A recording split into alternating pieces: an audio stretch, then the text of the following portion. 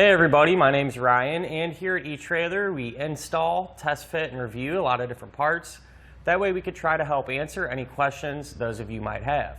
And that's exactly what we're doing here today on our 2021 Subaru Crosstrek. We're going to be taking a look at and showing you how to install the Curt Class Trailer Hitch Receiver. So right off the bat, getting a hitch for your Subaru is never a bad thought. These Crosstreks are really versatile and you can use them to do a lot of different things. So having a hitch will allow you to use those accessories like a bike rack or a cargo carrier, or even tow a trailer. So whatever it is that you're trying to accomplish, this will help you get the job done. So since this hitch is a Class 3, it's going to have that 2" by 2" receiver tube opening. That is a very common size, and it really opens up your options as far as what type of accessories you can use. More or less, the choices that you have to pick from are more or less endless. One of the things I really do like about this one is the way it's going to look on the back of your Crosstrek. For the most part, it's going to be pretty much completely hidden. Really, the only thing you're going to be able to see here is a receiver tube opening. And what's nice too is it sits up nice and tight against the bottom there, so it's really going to help give you some good ground clearance. Now I'm going to give you a couple of measurements, and you can use these to help figure out which hitch mounted accessories to get. From the ground to the top inside edge of the receiver tube opening, that's going to be about 15.5 inches. So if you do plan on doing some towing, chances are pretty good you can get a ball mount with a straight shank.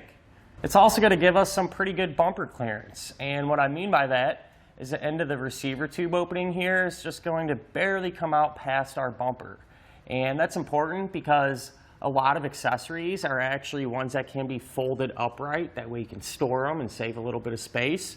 And because of that good clearance that we have, we shouldn't really have any issues at all taking those accessories and folding them into that position without having to worry about them hitting the back of our vehicle. At the end here, the collar is going to be reinforced for some extra strength, and it's also going to have the standard 5/8 pen hole. Now keep in mind, a pen and clip does not come included, but if you need one, you can grab it right here at eTrailer. We are going to have loop style safety chain openings, which are nice and thick, so you can depend on them, and they're going to be relatively large and in the open, so you shouldn't have any issues using just about any size hook that you might have. The hitch is also going to provide us with some pretty good weight capacities. As far as the maximum gross tongue weight rating goes, that's going to be 525 pounds, and that's going to be the amount of weight that's pushing down on the hitch. That's a pretty high number, and you should be able to use pretty much any size bike rack or cargo carrier that you'd want to, for example.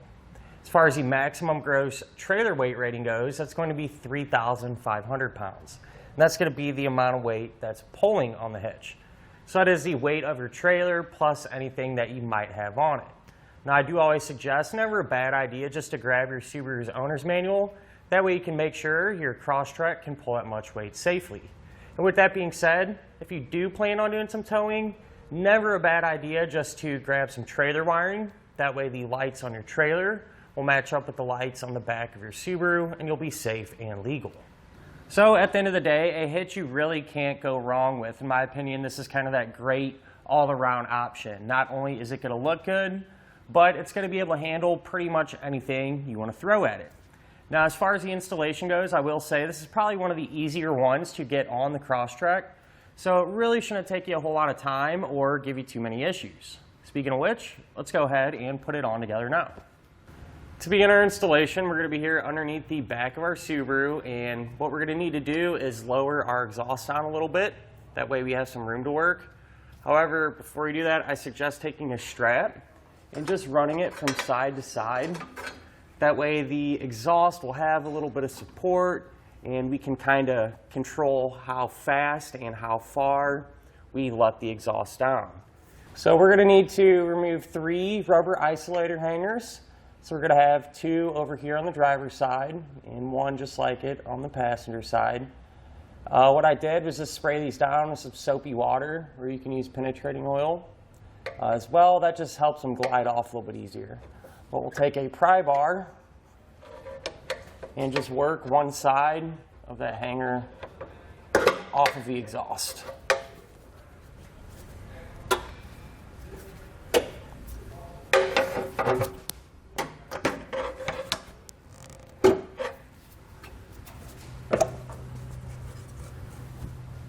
And then if you follow the exhaust forward, there's going to be one more hanger right here. So we'll go ahead and get that one off as well. Once we have all of them removed, what you can do is loosen up that strap and lower the exhaust down some. Now what we can do is come over here to the bottom of our frame rail and remove these rubber plugs. And that's because we're going to use these as an attachment point as well as an access hole. So we'll just take a flathead screwdriver. We're just going to pop those out. And I do want to mention from this point on, anything we do to this side of our vehicle, we're also going to do to the other side because they'll be set up the exact same way. Now what we need to do is come to this hole here closest to the front. You can see it's a little bit larger. We're going to use that as an access hole. That way we can fish wire our hardware into place. The only issue is it's just a little bit too small to actually get our hardware inside there. So this is one of the spacer blocks and one of our carriage bolts. You can see they don't fit. So what we need to do is just enlarge it a little bit. I'm going to use a step style drill bit to open it up just big enough to get our hardware in there. Since we don't have to remove a ton of material, you could use a hand file to open that up as well, but it might just take you a little bit longer. Or you could also use some type of die grinder bit, something along them lines, just to open it up a little.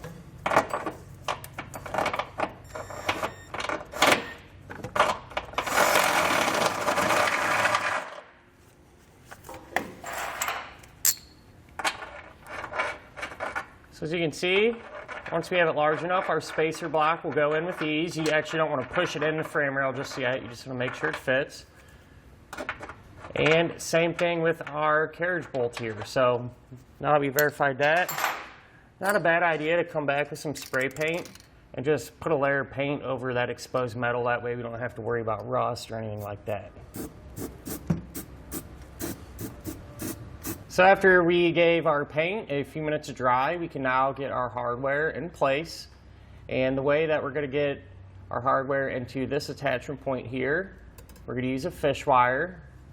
And what I like to do, take the coiled end and just kind of line up the two holes. It makes it a little easier because we're going to take that coiled end, feed it through that hole, and we want the coiled end to drop out of this one that we enlarged here. We drop it down, hang on to it, grab one of our spacer blocks and our carriage bolt. Carriage bolt's going to thread onto the pull wire. And then we can feed our hardware inside one at a time. And pull on the other end of our wire until we get the bolt to drop down like so. Now for this attachment point, it's going to be a little bit different. We're going to use the reverse fish wire technique. So we'll grab the coiled end, put a spacer block over it, thread on one of the carriage bolts. Then we're going to push the carriage bolt in first, followed by our spacer block. Then we can just pull back down on it and get the bolt to drop down through like so. Now what we can do is grab our hitch, and on these attachment points here, you're going to take the square spacer blocks like this and tape them to the hitch. So you want the hole in the hitch to line up with the hole in the spacer block there. And I find it a little bit easier just to tape them like this. That way we're not trying to hold them up there while we're trying to get the hitch up and everything else. So just a quick.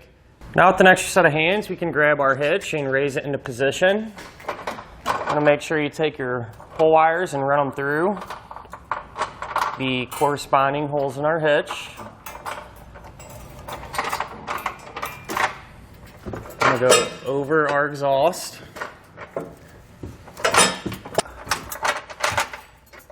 What you're trying to do is to get your bolts to drop down through the hitch like that. So once you have them down, you can remove those pull wires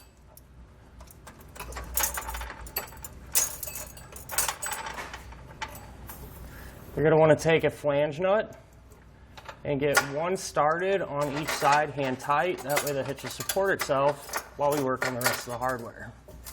Now that we have all of our hardware in place and hand tight, we can come back with a 3/4 inch socket and snug it all up. And then we need to come back with a torque wrench and tighten down all the hardware to the amount specified in the instructions.